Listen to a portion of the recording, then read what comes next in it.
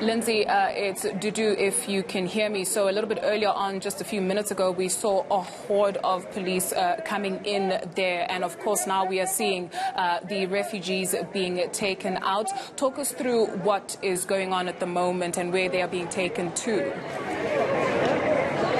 Yes, good afternoon, Dudu. It's moving rather quickly here. Since early morning, we knew the police entered the church to ask people to leave. And then with just in a very short space of time, things have unfolded rather rapidly. Huge contingent of public order police banging down two of the church doors. You're seeing the main entrance now where people are being shown their way to Golden Arrow buses, which are lined up in the street alongside, ostensibly to take them to a site about 20 to 30 kilometers away in Belleville. That's a site that the city has set aside not only for the refugees but also for homeless people during this lockdown period.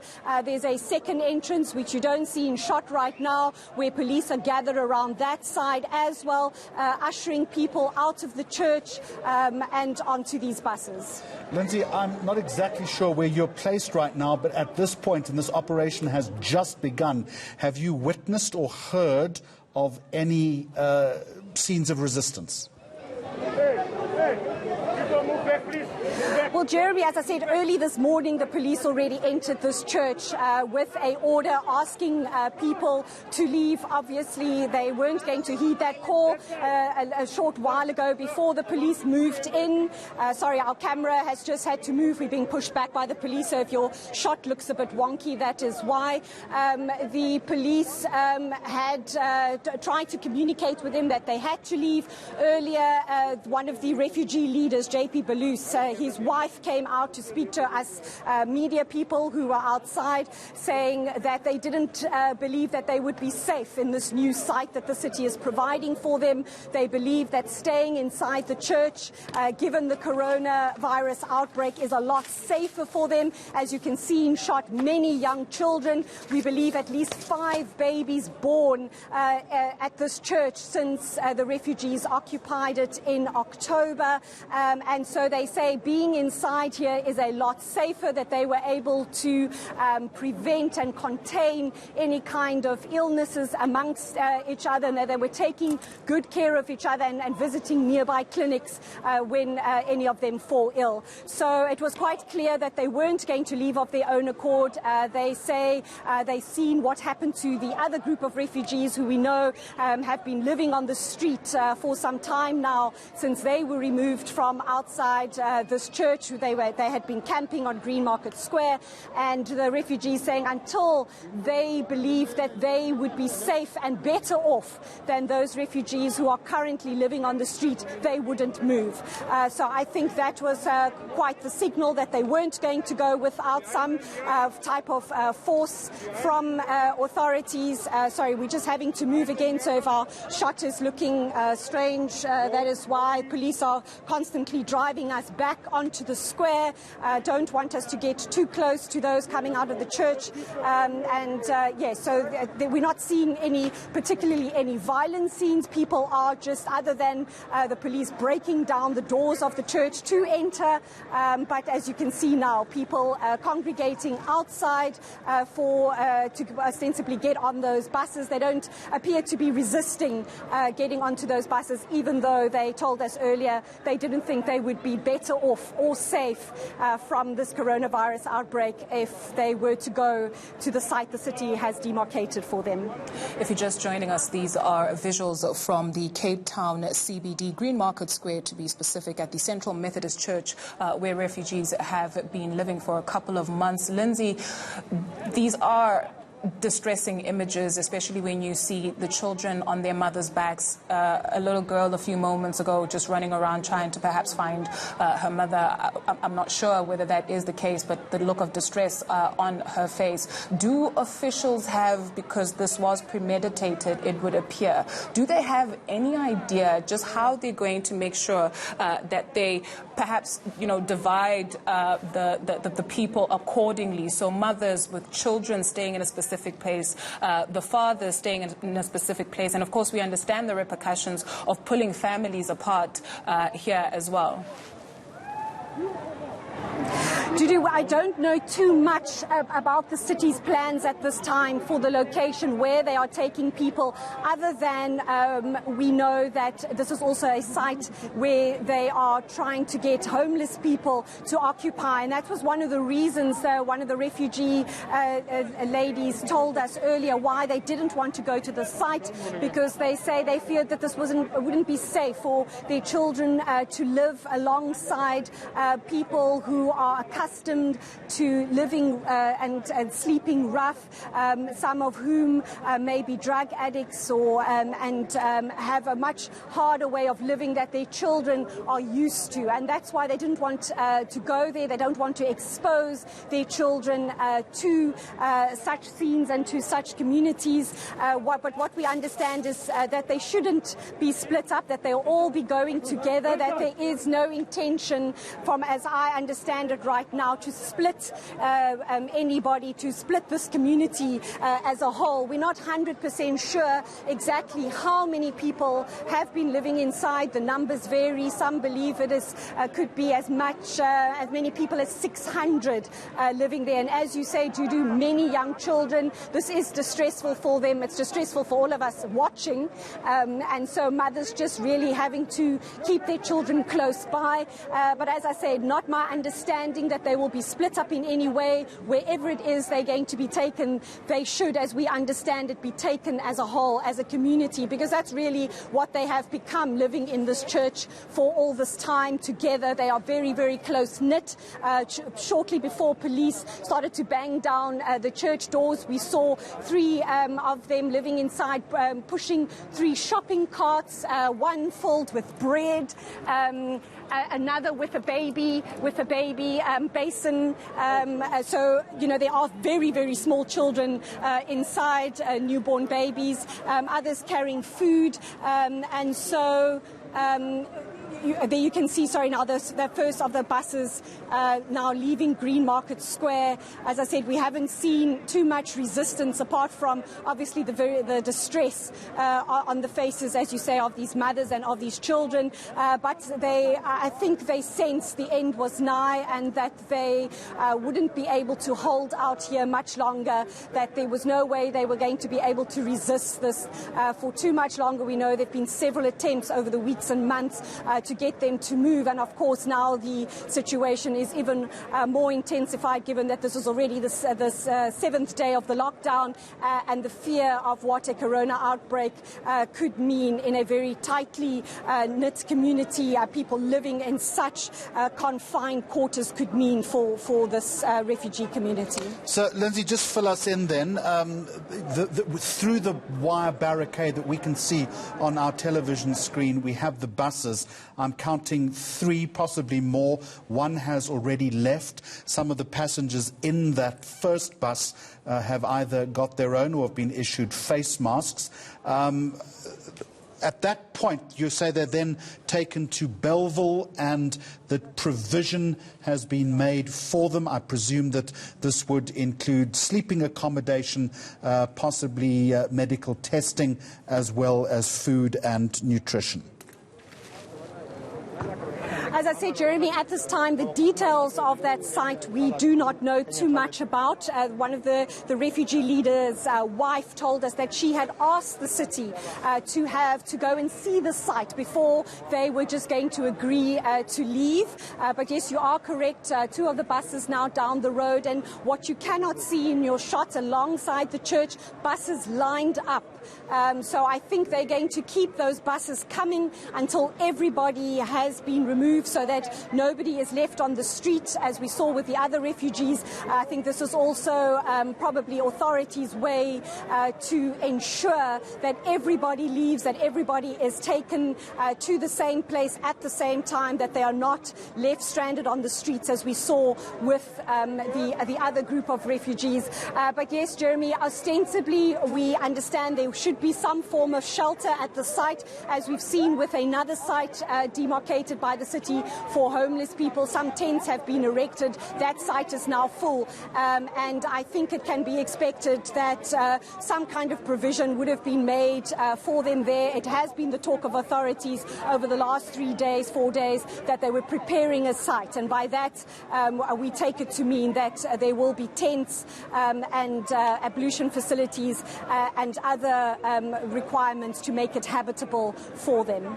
Lindsay, you mentioned a figure. I'm not sure how certain we are about this, because this is constantly moving, as we can see on our screens. But you mentioned some 600 people that were being sheltered inside this Methodist church, and some still trickling in. We see police there pushing people back. But just from your vantage point, right, so Green Market Square, just opposite where you are, you usually find vendors and people selling, but because of the restrictions, one doubts that they are there. But are you seeing medical personnel? We also saw somebody falling on the ground there. They were trying to pick that person up. Are there medical staff on site to maybe help should somebody, fall to the ground or a health emergency arises?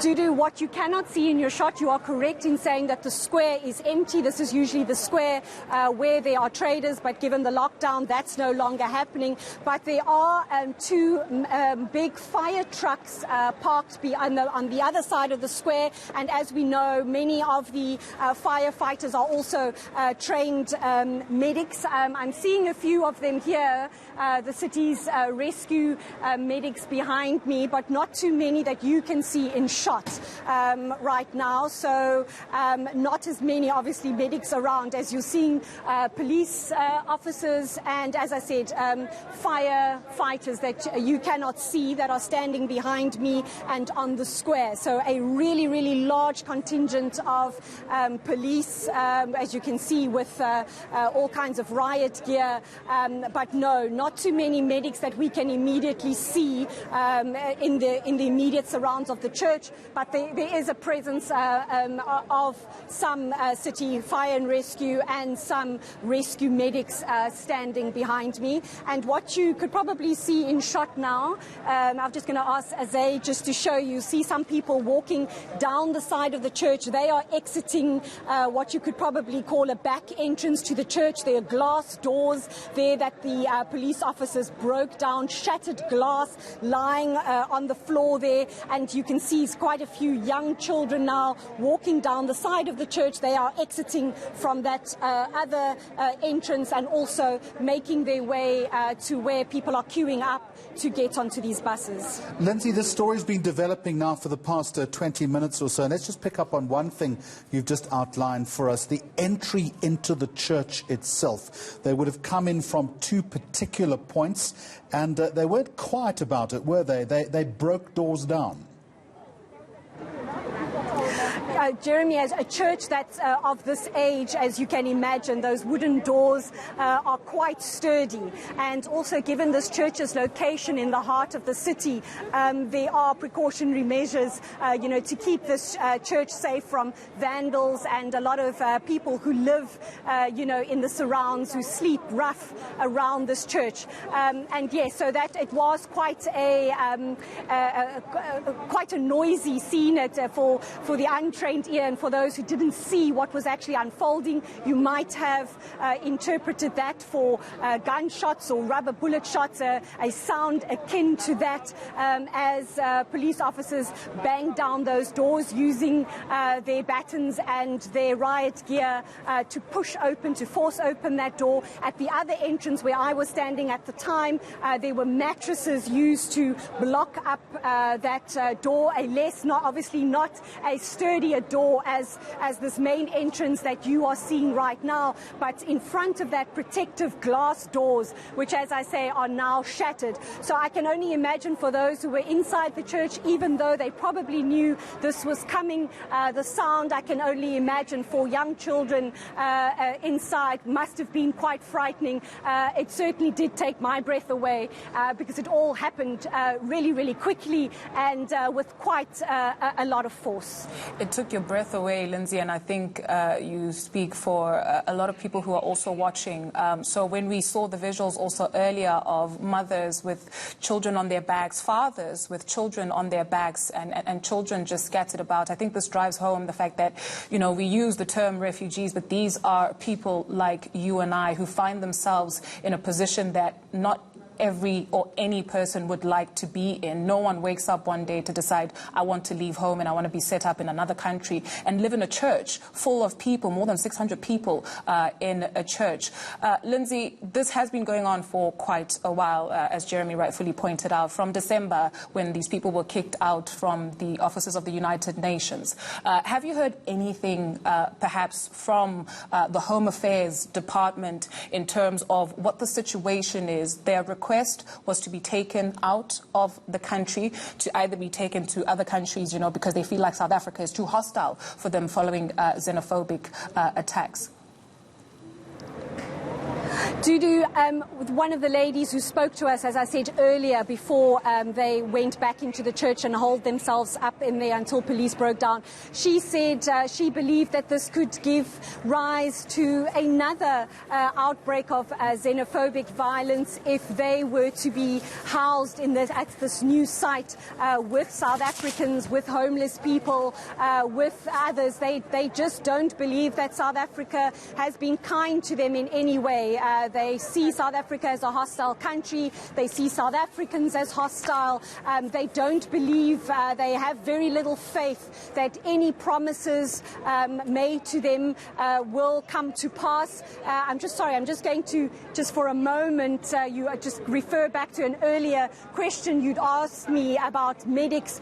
You can now see, Zaid Harris behind the camera should be showing you now an ambulance which has pulled up alongside where these people are queuing to get onto those buses, because, as you say, a very precarious situation. Children and mothers don't wake up on a Thursday morning expecting the afternoon to turn out this way for them, even though many would argue it's been imminent, the writing's been on the wall, that this situation could not continue indefinitely, even though it has already gone on for such a long period of time. And so, as that refugee leader's wife, Aline Bukuru, said to me, she wanted to see the site. She wanted to believe that it's going to be safe for mothers, for children who are not maybe exposed to other people's way of living.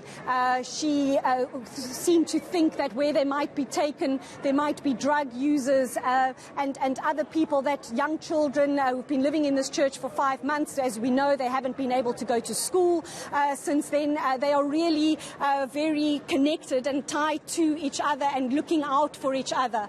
And so they just don't believe that wherever they may go will be a better situation than what they have had in the church.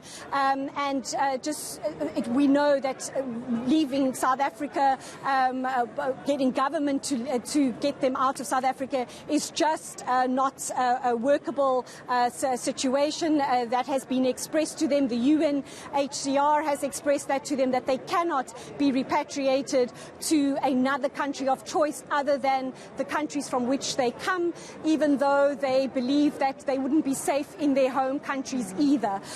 So a real stalemate and an impasse as to where do they go. They don't want to be in South Africa. They don't want to return to their home countries, and authorities telling them that their demands to go to an alternative country of their choice is just not something that authorities can make happen for them. As you say, Lindsay, a real diplomatic conundrum, because the United Nations High Commission for Refugees saying a little earlier and reiterating they would only take individual applications for resettlement, and in March the Home Affairs Minister warning that the refugees conducting this sit-in would be sent back to their countries if they continued. So, as we say, something of a stalemate for the moment. We will continue to keep a close eye on that story throughout the course of the afternoon. For the moment, Lindsay Dentlinger outside the Methodist Church in Greenmarket Square in Cape Town. Thank you, and you're watching ENCA at 12 past the hour.